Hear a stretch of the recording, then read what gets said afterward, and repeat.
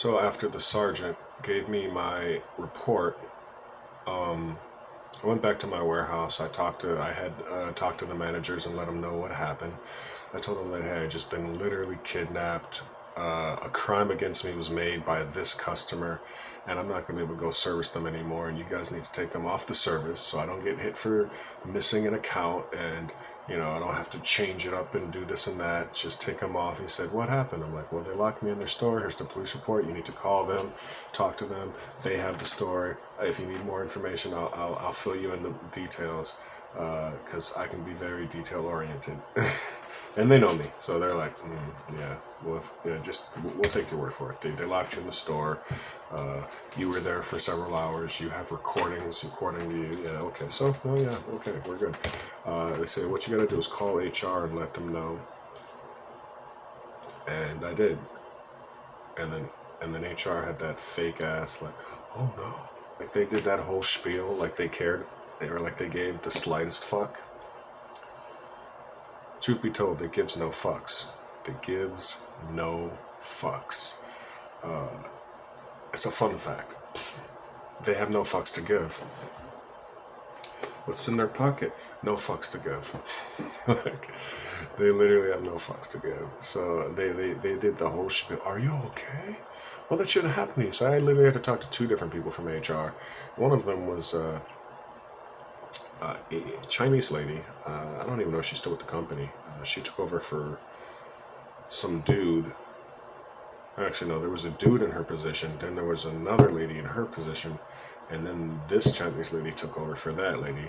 And I've been with the company so long. Like, these managers and HR reps, they come and go. There's a stepping stone. After 2 years, they get promoted or something, or lateral promotions where they don't necessarily get more prestige and money, but they're in another part of the company building their resume. So after, let's say, 8 years, they can be like, I've done 4 or 5 different things, and I deserve to get paid $300,000. I've been the manager and the regional director of relations. Yeah. Fuck all that shit.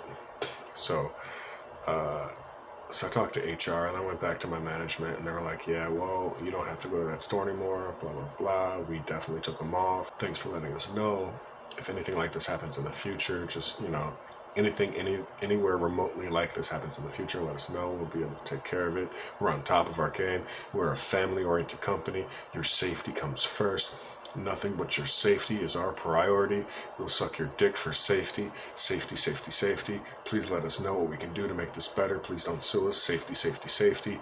We'll have definitely, in the next couple of days, we'll be rolling out little training programs that everyone is mandatorily required to take, so that everyone knows how to look left and right and grab the hand of the truck, the little bar, so they don't fall, and safety, safety, safety. And if they see something, say something, safety, safety, safety, safety.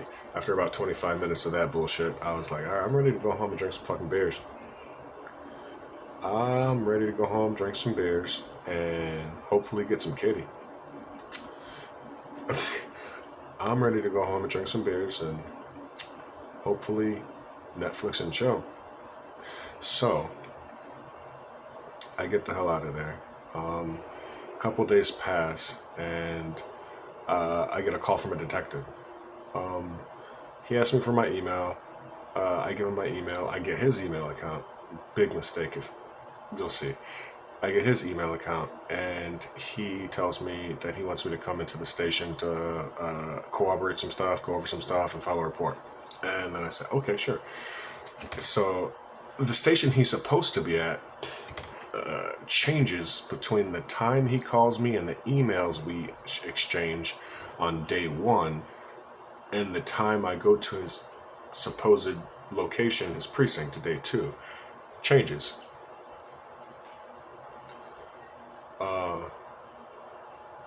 He is supposed to be at the precinct like 2 miles away from where the incident took place.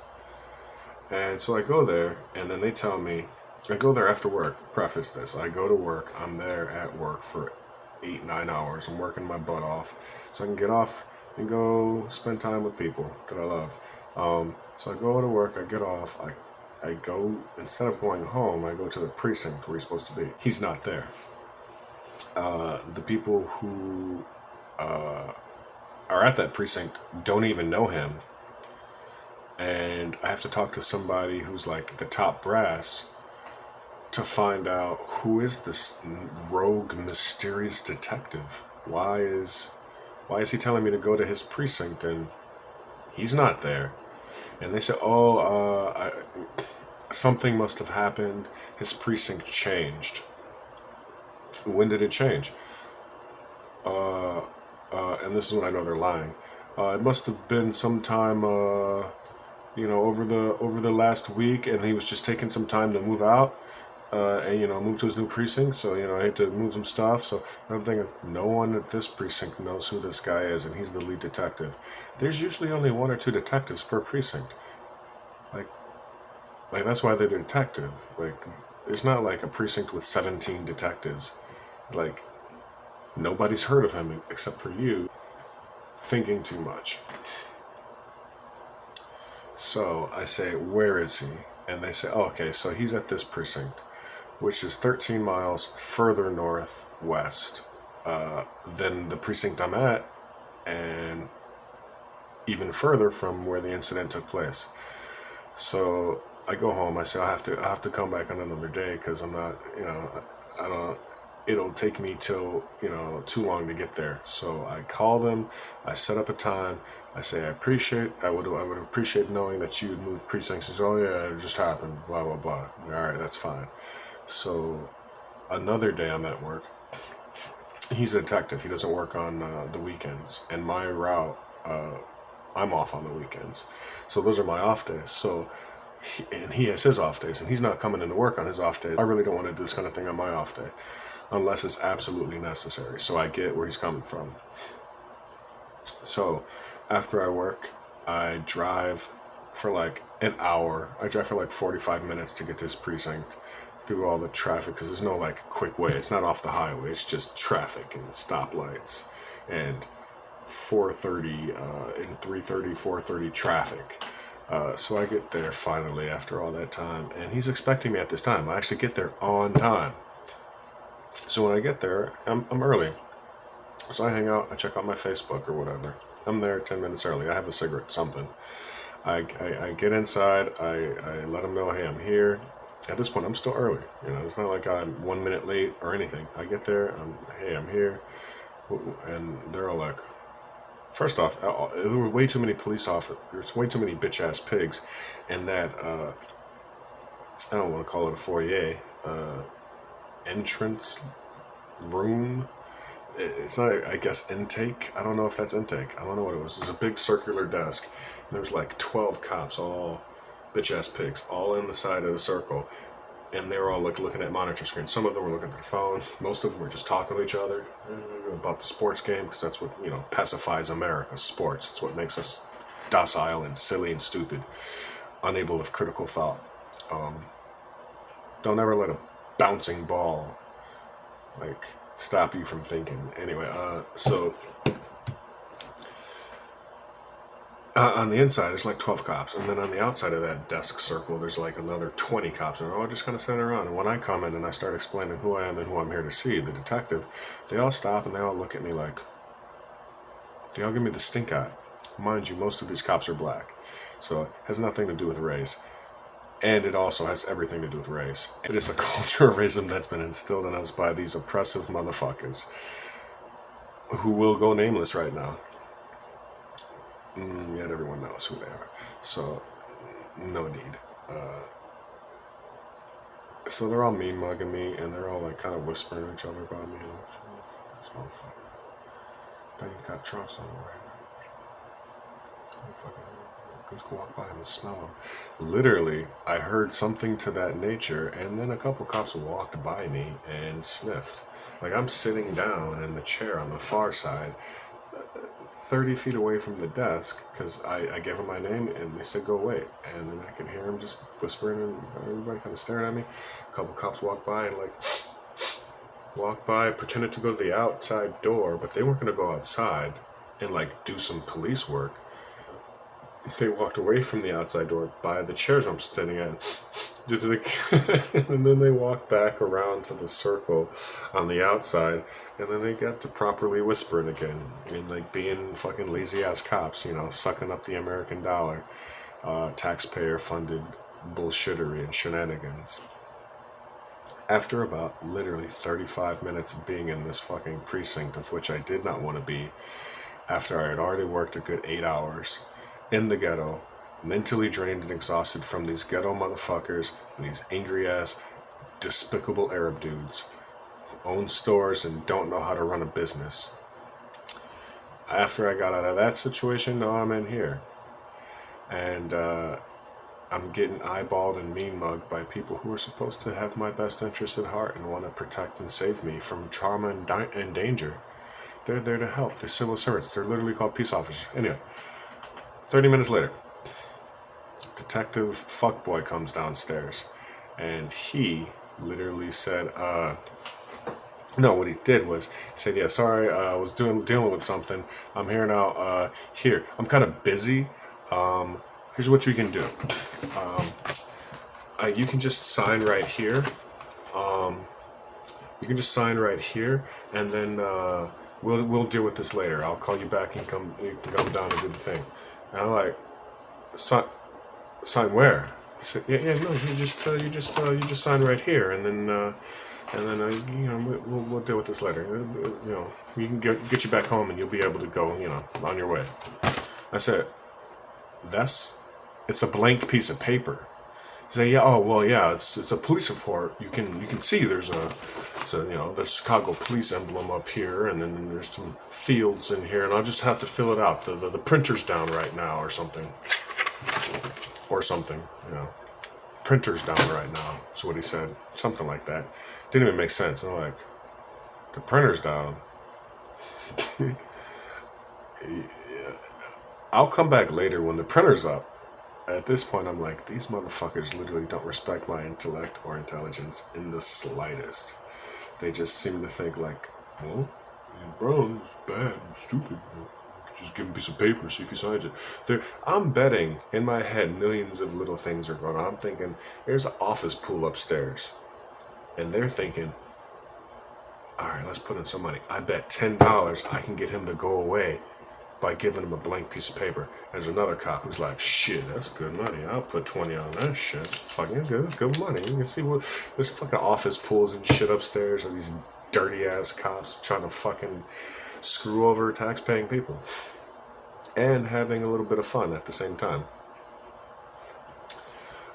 That's what I'm imagining is going on. Because this officer literally just came downstairs and gave me a blank piece of paper and said, yeah, I could just sign it and go. Like he thought that was a viable option. Like, that shit would actually work with me. Like, I'll just give him, and he'll go. And then I can get back to, like, I don't know, my hentai porn or whatever it is I'm doing upstairs with my broke printer ass computer. And that didn't go. So I was like, nah, dude. You gotta give me a police report with something to sign, or I'm not signing it. And then he was like, oh, okay. Well, you're gonna have to come back later. Drive all the way across town. And I was like, I got a car. I got gas. I can, if I don't have gas, I can get gas. I got a job. I don't see the problem. What's the issue? You wanna give me a blank police report, or you wanna give me a police report, something I can actually sign? So literally, I realized the whole system's fucking ridiculous. I didn't just realize it wasn't an epiphany. It was not a eureka moment. It was like, oh, this is gonna be the way this experience is today for me. Oh. This isn't going to go over well. This isn't going to be a pleasant, quick, and easy experience with the people who are professionals. This is going to be bullshittery and white supremacy and hatred towards people who look like me.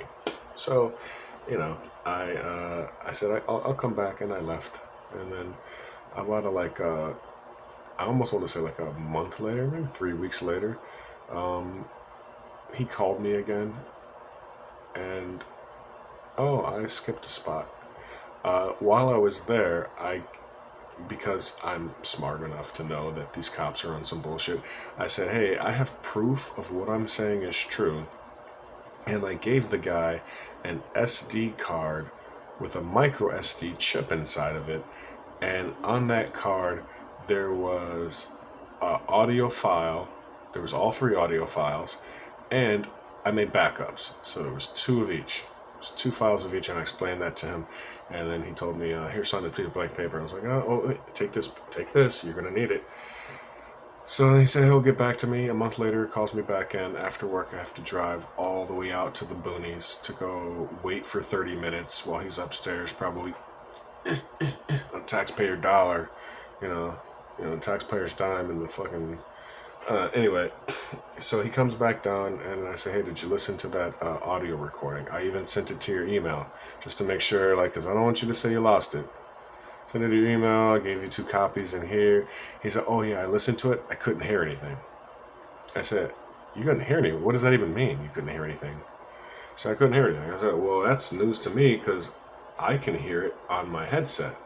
I said, did you turn the sound up? He said, yeah, it was low. It was pretty low. I said, no, it wasn't that low. I've played it on different devices. I played it on my laptop. I've played it on my MP3 player or my MP3 multimedia device player, and I've played it on my phone, and I played it on my other phone. It's audible, and you guys have technology. You couldn't increase the sound. He's like, look, all right, so here's what we're gonna do. He changed the subject real quick. He just didn't want to be called out for his lies and his bullshit. While I wasn't trying to push the button, but I was like, I'm confused. Explain to me how this is so. And he's like, no, we're not going down that path. I'm not gonna keep lying to you. You're probably recording me right now. So he gives me this police report, and he had changed the verbiage so that it didn't say that they were kidnapping me. Said that they forcibly held me against my will for a certain amount of time, and then it went from a class C felony to a class F felony. Or D or whatever's lower than it. I didn't know that it was lower than it, because originally the sergeant told me it was a B or C felony, and then this guy had changed the wording in the original police report to make it seem less offensive or egregious and less felonious. And then he said it was a class D felony or something, and then he was trying to discourage me. He's like, yeah, and at most, the only thing that's going to happen is they'll have to go to court. I'm thinking, yeah, something should happen. There should definitely be consequences for actions. I can't control what the judge does with this, but I can control what I do here, and I would like to have a police report that is accurate, and that's not 100% accurate, but I'm at this point done with this whole exchange, me and you. I mean... I literally told him, I'm done with this whole exchange, and I'm going to go home. So I said, I need a copy of that police report. And he said, yeah, the copy machines are still broken. First it's the printer, and it's his computer, and now the copy machines are broken. And I'm like, in this whole building, there's 6 floors. There's 100 rooms. There's not a single working copy machine in this whole building. Meanwhile, I'm watching people in this little circle print up stuff. And he's like, yeah, man. I'm like, all right, well, that's something. He's like, look, I'll send you an email, and I'll send you an email copy. I was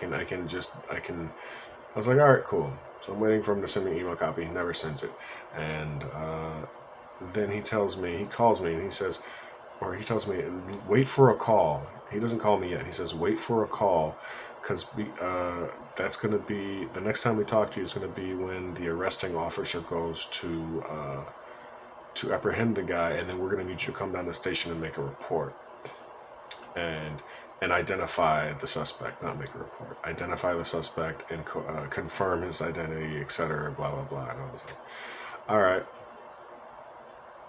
So then 3 or 4 months go by, and no call, and I call back, and he's like, oh yeah, the sergeant, some vacation or something.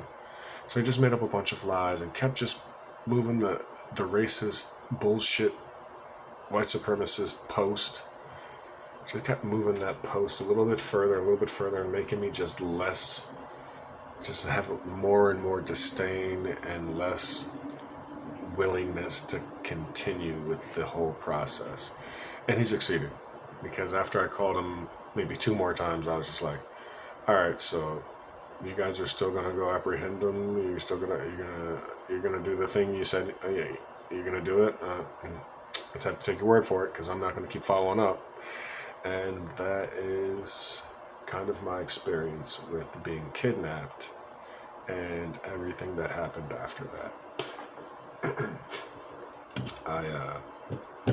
I never did see justice, and it's not that I can't help but wonder what would happen if I was a blonde-haired, blue-eyed white girl being kidnapped by Arabs, or if I was a blonde-haired, blue-eyed white male being held against my will and essentially kidnapped for an hour and a half by some black dudes and locked in a store. And when the police showed up, like, they had their proof, I was still locked in the store asking them for, like, to do something. So it's not that I couldn't help but wonder what they would do. I know what they would do. In these situations, somebody's going to jail on the spot. On the spot. And they're not going to just say, whoa, white girl, you're free now. Go away. You're out. What do you want us to do? We don't even know how to write a police report. What do you want us to do? You're out now. Get out of here. Go. Scamper off. That's not what's going to happen. They're throwing the book at the guy. They're throwing the book and they're putting him underneath the jail, and they're pissing on the fucking ground right where his toes would be. Like, they're putting him underneath the jail, because that's how the justice system works in white America. I mean, that was literally my personal experience. Nothing there was a lie. Nothing there was made up. The story was not embellished. I looked at my computer, and I had been at that store for 4 hours, and like one of which was I was there expecting the money after payment, and then one and a half of which was like, hey, let me out. I want to go. I might have to fight you. I don't want to go to jail, but I might have to fight you. And I don't have to wonder what would have happened if I were to have fought my way out. And I would have fought my way. I wouldn't be nice about it. I would have broke some jaws. I might have gave dude a cranial. He might have had a compound fracture on his head.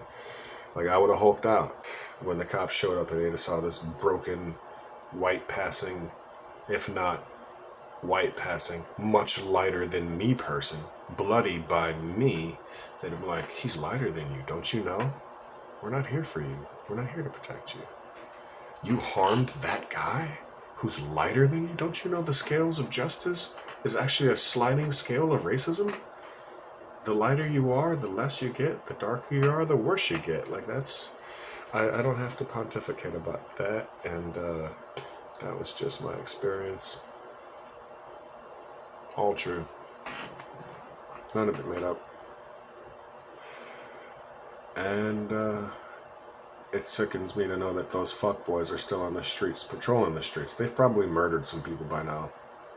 They probably doctored up some police reports, and the people they're supposed to be helping, they push them to the side and say, let's give them to the crooked detective who lies about which precinct he's at and gives them blank pieces of paper. That didn't seem like it was their first time. Like, that seemed like that's how business is run over there at the Chicago 15th precinct. It seems like that's just what we do. Like, that's what we do. We do this. It's like Dream Team Jordan, alright? When they're passing the ball to each other, that shit is effortless, and it's just what they do. And that's how they did me. Guess that's the end of my kidnapping story.